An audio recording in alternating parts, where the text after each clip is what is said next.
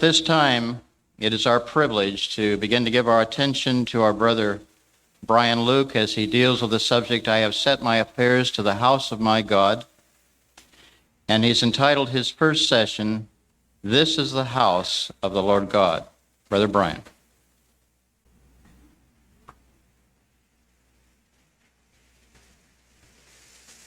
Dear Brother Ron and my beloved brethren and sisters and young people, I must say that just looking around made me think that we perhaps were in the wrong spot for the moment, because I thought that Idlewild was up on the mountains, and yet looking around here just reminds me so much of being at the Bible school and seeing all of your faces.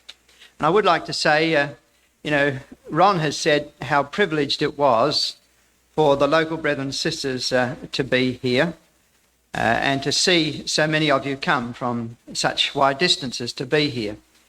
And I just feel a bit like a local at the moment, because I've been enjoying the domestic environment here.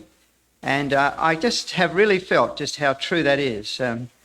You just wouldn't know what it means, I suppose, coming from other ecclesias, to feel how a group of 3 or 4 brethren and sisters in this locality feel when suddenly the whole place is filled with familiar faces and warm faces, and it does mean a tremendous amount to them. And I've been thankful to experience just what that means. You know, it's something of our brotherhood, isn't it, that there is such a desire to travel and to be with each other. That's a tremendous spirit, and I pray that it might continue. We are a small community, but it's part of our wonder as Christadelphians to be able to have that tremendous bond that brings us together. I don't really earnestly believe there is anything like that in the world, and your coming here today is part of the perpetuating and maintaining of that spirit of sacrifice and dedication. Now, this is not altogether an easy study. This is quite a day today. You're feeling frisky now, but by the end of the day, you'll probably be glad that the 5:30 has come. We've got some difficult chapters here, though they look difficult, don't they? 1 Chronicles 22, 21 through to 1 Chronicles 29. There's a lot of detail there, and it's probably a section when we're doing the readings that we say, well, now, what was all that about? And young 13-year-old or 14-year-old stumbling over all the names of the different priests in 1 Chronicles chapter 24, and you're finding it awkward to sort of make some comment about this section to the children when we're dealing with this section of Chronicles. Well, I hope that after today, we might be able to say, well, really, there are a lot of details there. But aren't they interesting chapters? And what a wonderful prospect they have left for the future kingdom which is to come. Because that's really what they're there for. If you come to the 29th chapter,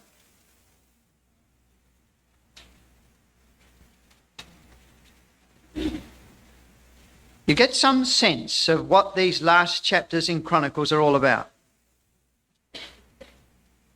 Thus, it says in verse 26, David the son of Jesse reigned over all Israel. It's a very summary statement, full of powerful reflections. And the time that he reigned over Israel was 40 years. 7 years reigned he in Hebron, and 33 years reigned he in Jerusalem. He was 70 years old when he died. He died in a good old age, full of days, riches and honour, and Solomon his son reigned in his stead. But in the latter part of his life, there was a season of extreme interest, and that's what we're looking at today. We don't often look at this section of his life. And there was a burning theme in that part of his life expressed in 2 beautiful little statements.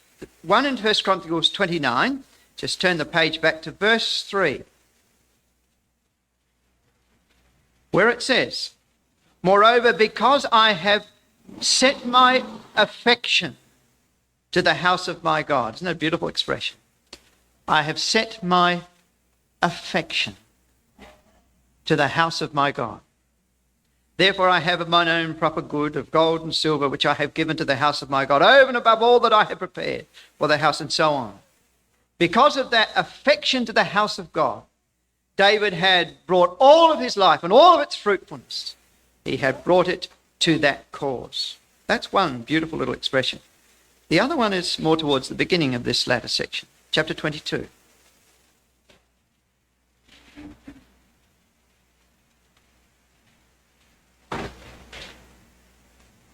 He has found where sacrifice will be made, where a temple will be built. And so he addresses Solomon, that has this tremendous, unique responsibility upon his youthful shoulders. David said, Solomon, my son, is young and tender. And the house that is to be builded before the Lord must be exceeding magnificent. Only David could put that together, eh? Of fame and of glory throughout all countries. What a mind he had. I will therefore now make preparation for it. So David prepared abundantly before his death. I have set my affection to the house of my God. And so his latter years, my dear brothers and sisters, were given to this dedicated purpose. He was going to put aside and prepare and concentrate and organise so that that house would become the great place that it should be, bearing the name of the God of Israel. I have set my affection, said the older man, to the house of my God. And what a life, my dear brothers and sisters, David's had been. Just in brief sketch, just let your mind run through these thoughts. And imagine that perhaps we were there in 1 Chronicles 29 on what we might call the great congregation of David's life. And standing up in front of us is an old man. It says, and David stood upon his feet. Well, where else did a man stand from? But the point of that was this, that it really was an amazing thing that he was standing there. Because it was only a short time before he was so ill, you might remember. He was so cold. He was so almost death-stricken that it needed unusual means by which they could try and bring some warmth into the old king's frame. And now we begin to see some of the wonder of this remarkable man, that despite that remarkable inability that he had, a description that's not found anywhere else in Scripture, despite that man got out of that bed and he set his heart towards the things of God, and he concentrated upon that purpose, and he prepared abundantly before his death. What an inspiration. We don't often look at this part of David's life, do we? We look at his youth and the brilliance of his youth and the stone that went through Goliath and so on, the more brilliant parts of his life. But this area of his life was really very, very wonderful. So the mind is watching him, putting those things together and standing before Israel. This is perhaps some of the thoughts that would have gone through our mind. The mind of a perceptive person in Israel, and filled him with the greatest emotion. This is the David who kept the few sheep on the spess and broken hills of Bethlehem, despite the lion and the bear. This is the David that rose to national prominence in the valley of Elah, when he put his youthful foot upon the crown of the Philistine champion, whose harp then later so skillfully assuaged the evil spirit of Saul, who won the hearts of the valiant of Israel, of their singing women, of Saul's servants, even of Saul's daughter, and yes, even of his eldest son, Jonathan. This is the one who built faith and love and wisdom into that group of discontents who were with him in the wilderness and later became his principals. This is the David who rose to the throne over all Israel and Judah, and in the summer of his life vanquished the Gentiles on every side and established Jerusalem, the strong and indivisible capital of a nation under God. This is the David that gave us psalms and personally designed the instruments to go with them. And a new and beautiful order of worship was established in Israel.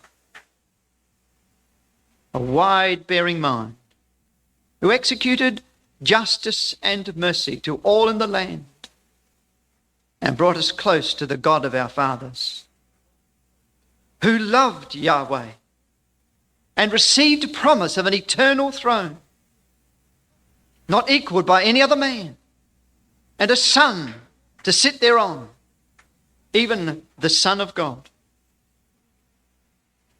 over whom later we wept in unbelieving sorrow when the news of Bathsheba and Uriah filtered in hushed whispers throughout the land.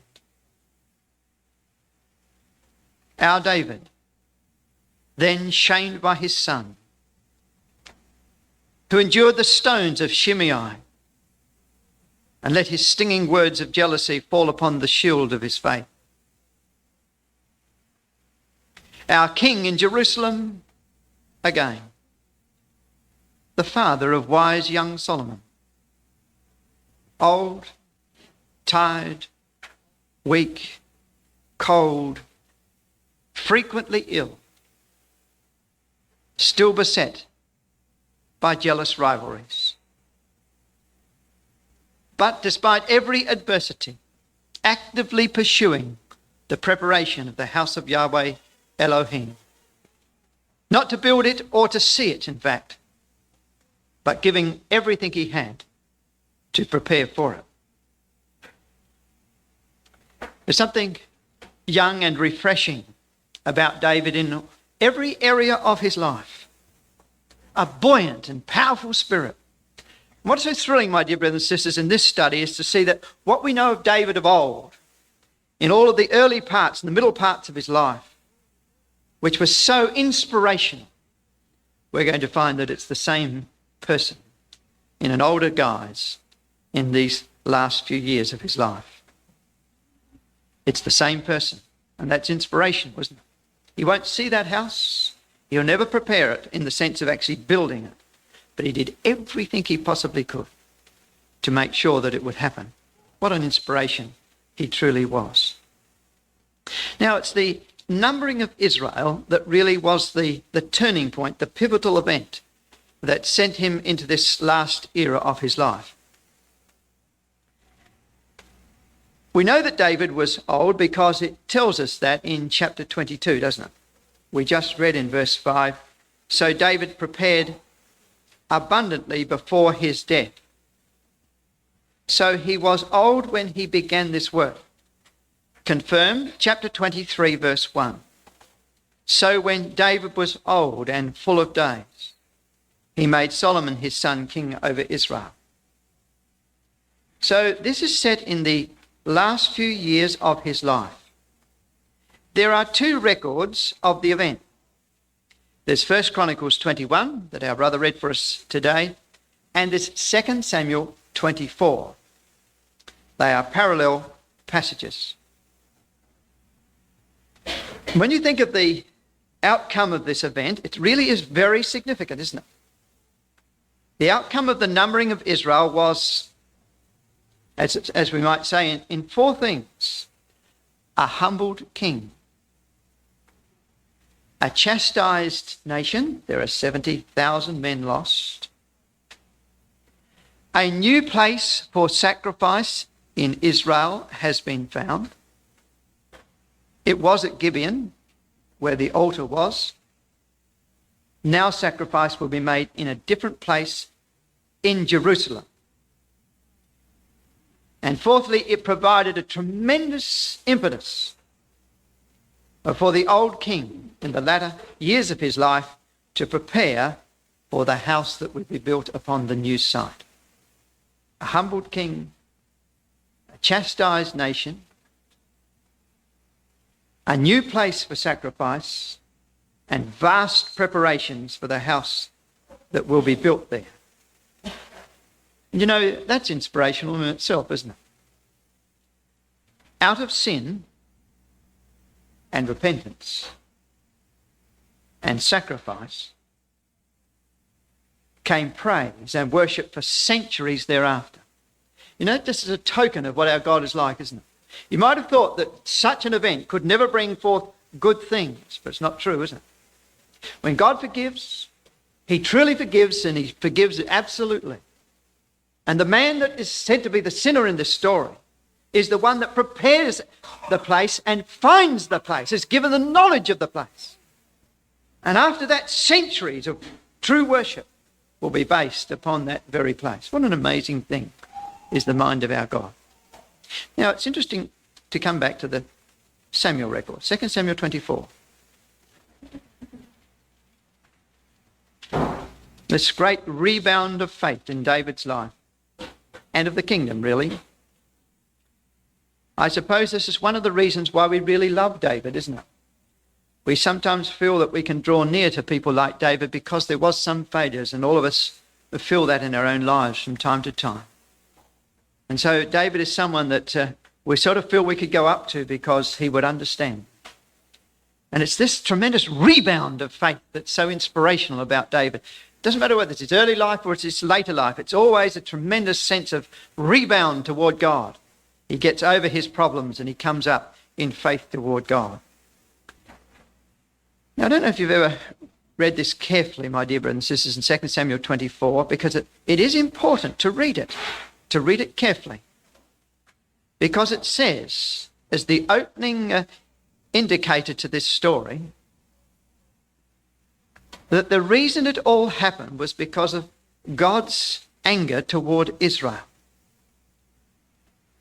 It says, and again, the anger of the Lord was kindled against Israel, and he moved David against them to say, go number Israel and Judah. Now, in the Chronicles record, it says that Satan moved David to do this matter.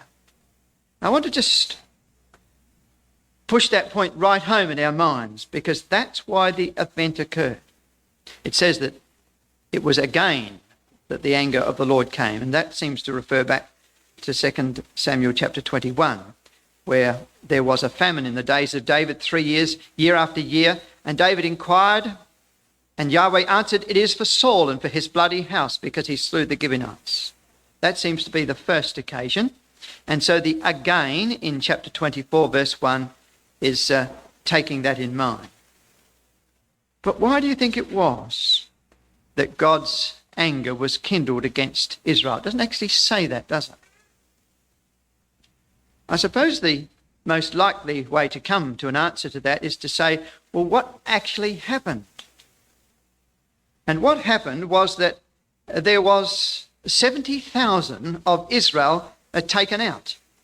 Verse 15. So the Lord sent a pestilence upon Israel. His anger was upon Israel.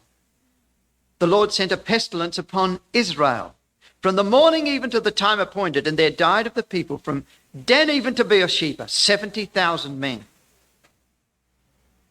No doubt the cause is related to that outcome. And it's clear that God was not angry with David, is it? That's very clear. And that's a very important part of this story, really. His feelings were against Israel. The king became involved. He was made sin, as it were. He was enveloped in the circumstances, but Israel was the cause of God's anger, and Israel was the one that received the judgment. Well, I suppose it's really not too difficult to understand what God was doing. Many years of prosperity, of superiority among the nations, had no doubt generated a lot of people in Israel that were wealthy and well-to-do, and a situation of pride and prosperity always comes in its way. There was an independence, no doubt, as we are feeling in our own good years, an independence of God, because people don't feel the same need of him. When there was battles and David was going out against this nation and against that nation, then the nation was driven together, weren't they? Because they had common enemies. But now the times have been good, and there's been plenty and prosperity, and Israel is clearly an advantaged nation. And so we can imagine in the ranks that there are many men that have become much less godly than they were in the early days of David. Swelling ambitions were around the king. They were against the king. There were angry spirits about. And just a little insight into that. Psalm 71. You know that this is a psalm of David's old age. We'll be coming to it, in fact, tomorrow. But just a little insight into just what the circumstances were like out there in Israel.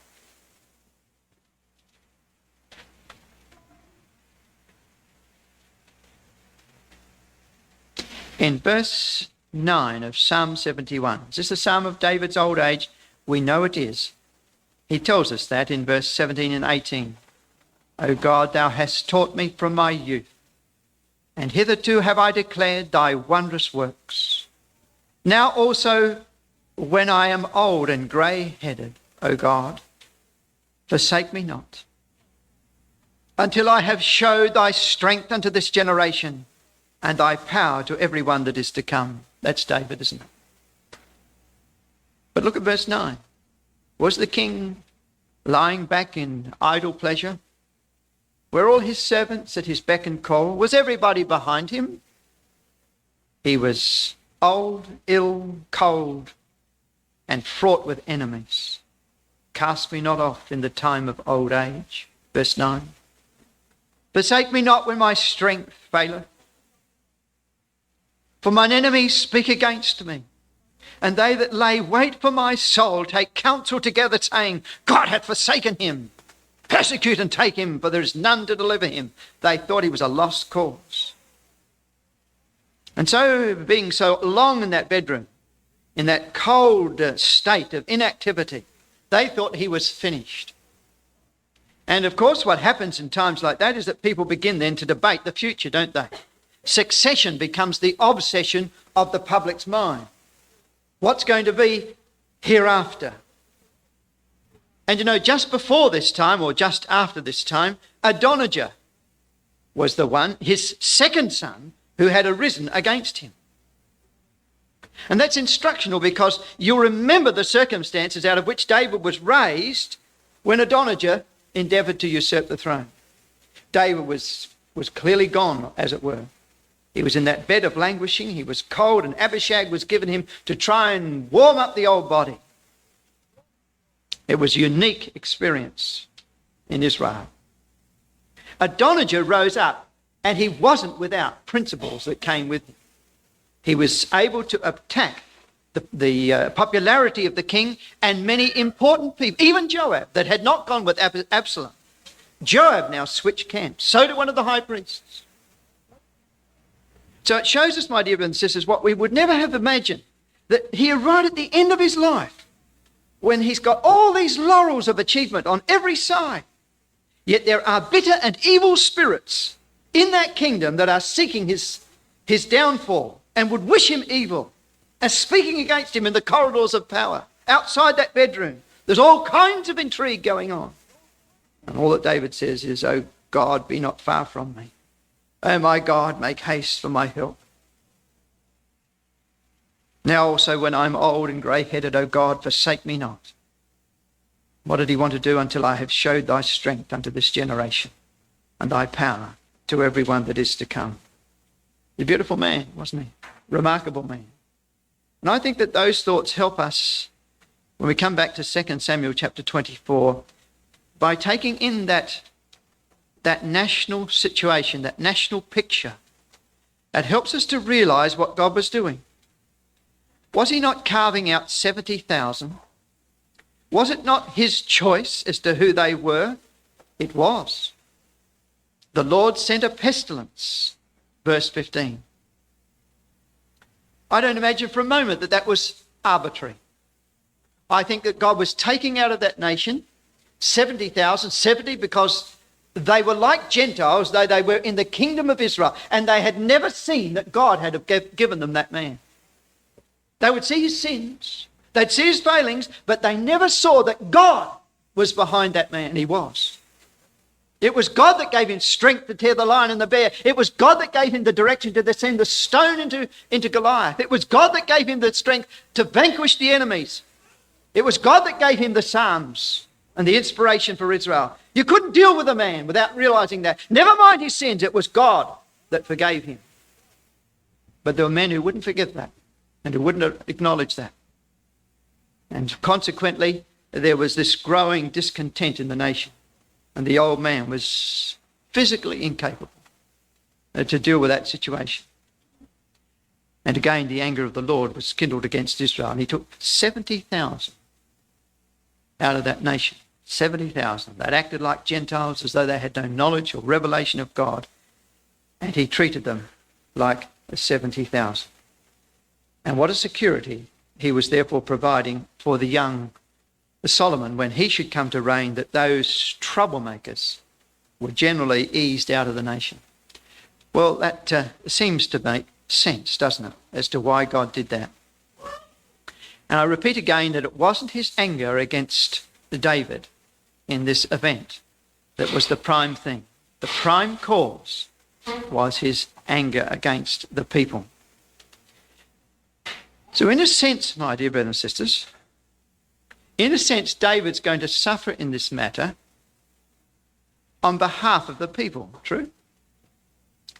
He's going to be involved in the transgression, but it wasn't he that was the cause. It was the people for whom he would suffer. That's got very beautiful overtones.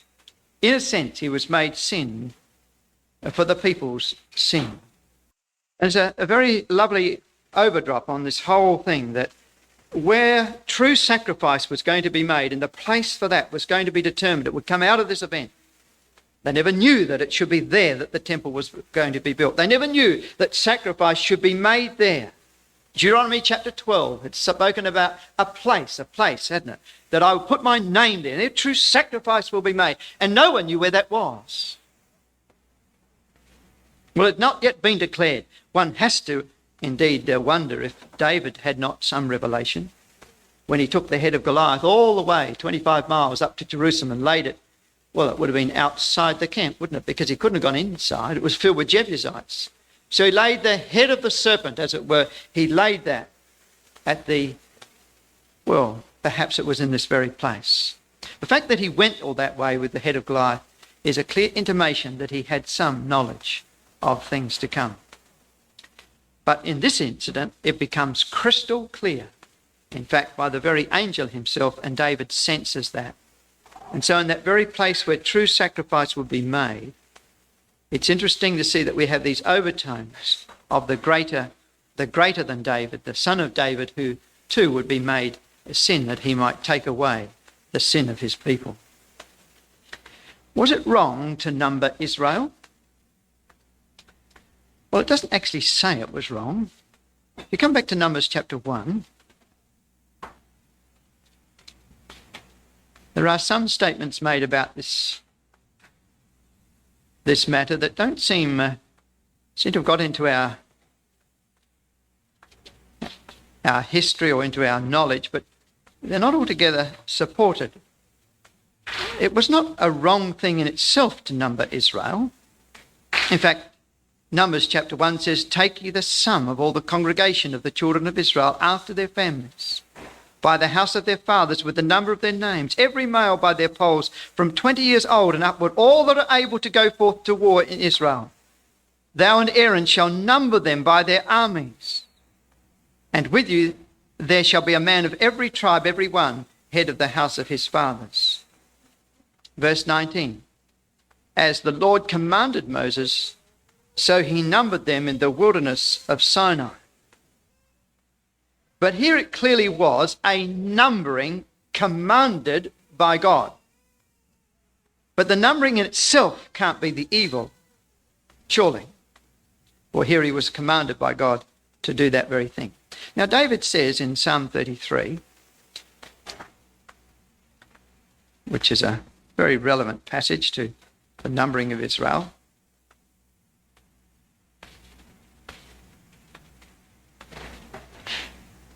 "There is no king," Psalm 33 and verse 16, "there is no king save by the multitude of an host.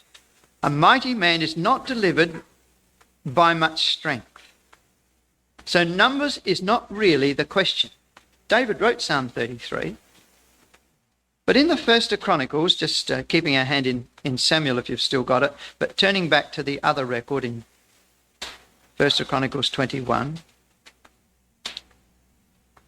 First Chronicles 21 and verse 3.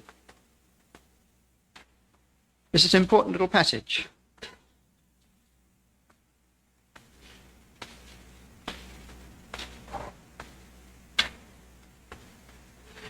We read here in verse 3 of Joab's comment to him. And Joab answered, Yahweh make his people, 100 times so many more as they be. If they're multiplied 100 times more. But my lord the king, are they not all my lord's servants? Why then doth my lord require this thing? Why will he be a cause of trespass to Israel? Now, I suppose we're inclined to think that they're very good words from Joab. But stop and think for a moment. We know there is intrigue all around David. The psalm tells us that. So does the First of Kings chapter 1, with Adonijah's usurpation having occurred all right in this very period of time. David's aware that those things are happening. He's incapable of resisting them. If Joab comes to him and says, But my lord the king, are they not all my lord's servants? And if you'd had a life's experience with Joab, what would you think to yourself? They sound so glib, so fair words. But knowing Joab, my dear brothers and sisters, David would have read that another way, wouldn't he? Joab clearly has perceived the concern of the king. But David would know Joab through and through. And there's nothing that would perturb him more than having Joab make these fair words. Does Joab really believe those words? Why, he's just been in the pocket of Adonijah. He's just tried to set up a rebellion against David. If it's not just before, then it's just after. It's in this period of time. So verse 3 shines in a different light when you put the background behind it, doesn't it? That's not a statement of fidelity. It's a statement of absolute treachery. Joab doesn't mean a word of that because Joab is setting the people against David at this very time. So we have to put the records together because that's very instruction. Joab's words sometimes sound, my dear brothers and sisters, so right. But you know, I found the indelible rule with Joab is if you think this, that Joab will be thinking for himself, you'll always be correct. It'll always work out right in the overall picture. Joab will think for himself. In the case of Absalom, what was he told to do? Leave the young man. What did he do? He did the very opposite of that. In the case of Adonijah, he thought, right, the time is up. David can never go out of that. He went with Adonijah. But of course, it was found to be failure. Joab will always put his own case first, whether it's the case of Abner again, who came to bring peace to Israel, or later Sheba, or Amasa. In all of those cases, you'll find that Joab will think for Joab as number one. So verse 3 has more behind it as read by David than what we might imagine. And so verse 4, his words prevailed against Joab. It seems, doesn't it, from verse 3, that David had been troubled to think that the kingdom was getting away from him, that Israel really was moving away from him, and that the motive of the consensus was therefore to sort of number them and say, these are mine. Because I numbered them, I sent out my servants to determine the number of Israel. And it was such and such, and they are my servants. They belong to me as king of Israel. That seems, doesn't it, to be the motive behind that. Now, my dear brothers and sisters, I can't explain all the way in which God brought that determination upon his mind. But I do know that the record says that Yahweh moved David to do that. Or as it's put in 1 Chronicles chapter 21, verse 1, and Satan stood against Israel and provoked David to number Israel. Perhaps there were shades of uncertainty that were cast into his mind. And in the depth of his physical weakness and of his inability to cope with the enormity of this empire that he'd built up, he was momentarily shaken. And he thought, well, I'll create a numbering of Israel. And therefore they will all know that it was my people that went out there and numbered them. Why didn't Joab want to be involved in that?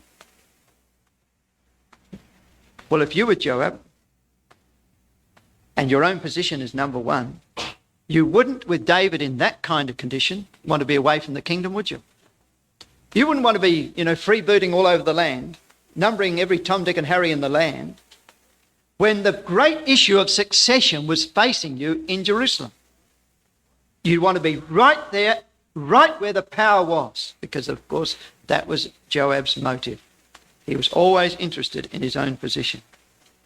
And so to be sent away on this long business that took, in fact, over 9 months was contrary to Joab's interest, and hence the fair words. It's the last thing that Joab wanted, to be sent away at this period of time. He wanted to be right there where he could make his influence felt.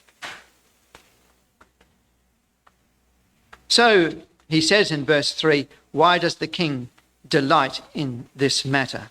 And it is an amazing thing that the king was very strong in this matter. That's in 2 Samuel 24 and verse 3. But why doth my lord the king delight in this matter? And that, my dear brothers and sisters, there may have been the very means by which God brought that provocation before David. For if it hadn't been Joab that said those words, the king might have been persuaded. But being Joab, the king saw it in another way. Now, in the subsequent verses 5 to 9, we have the record of the numbering, and it was quite a business. It says they passed over Jordan and pitched in Aroer on the right side of the city. So they're on the eastern side of Jordan. They really took in the whole 12 tribes. That lieth in the midst of the river of Gad and toward Jazer. They came to Gilead, still on the eastern side of the Jordan, and to the land of Timhodshi, and they came to Dan Jan. They're right up the north now, Dan to Beersheba, so they're right up the north and about to Sidon, even beyond Dan, to the coast, and came to the stronghold of Tyre, up in the area of Phoenicia, Tyre and Sidon. So they went to the very extremes. They were going to count as it were the last man, so it seemed. And to all the cities of the Hivites and of the Canaanites. And they went out to the south of Judah, right down through the land on now the western side of the country, even to Beersheba, from Dan to Beersheba. So when they had gone through all the land, they came to Jerusalem at the end of 9 months and 20 days. And Joab gave up the sum of the number of the people unto the king.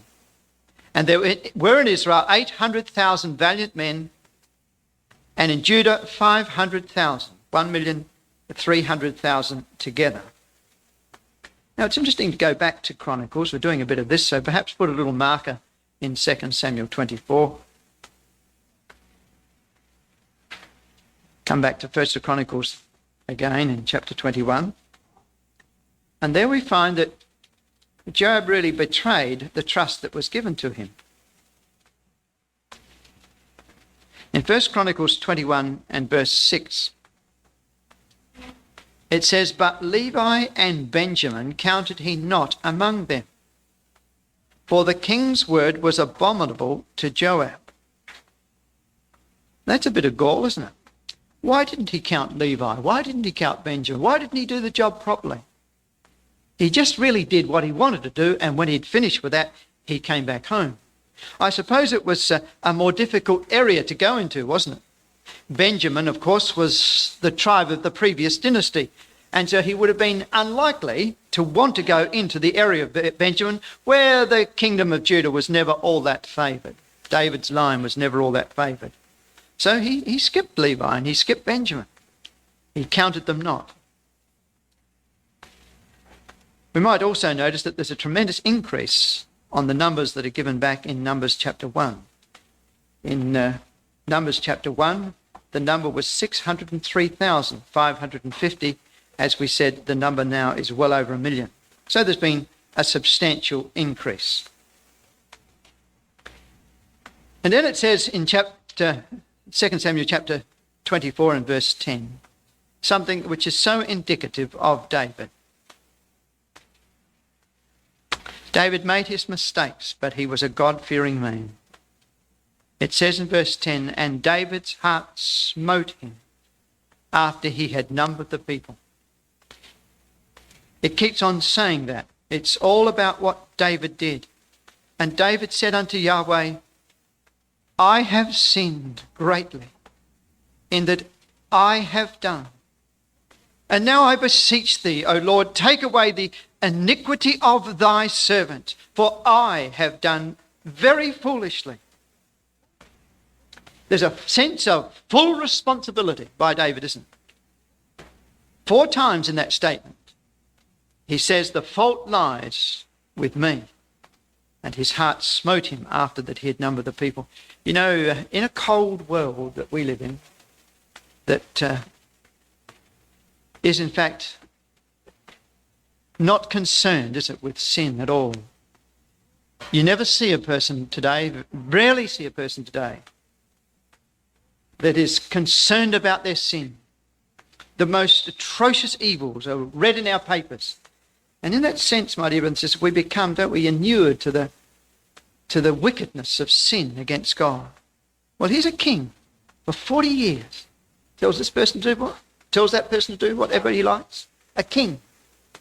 But it says there in verse 10 of a sensitivity of his position before God that would be the envy of all of us. David's heart smote him after that he had numbered the people. What a beautiful man he was. The same kind of person, was it, that we found in the beginning, a sensitivity of God, a love of God, and all that he stood for. I have sinned, I have done the iniquity of thy servant, for I have done very foolishly. My dear brothers and sisters, that's a wonderful thing, as we live in an age that is just cold towards sin. What's sin? Churches, they don't concern themselves about sin. De factos or fornication or whatever it might be, let them all come in. Sodomites the lot. What's sin?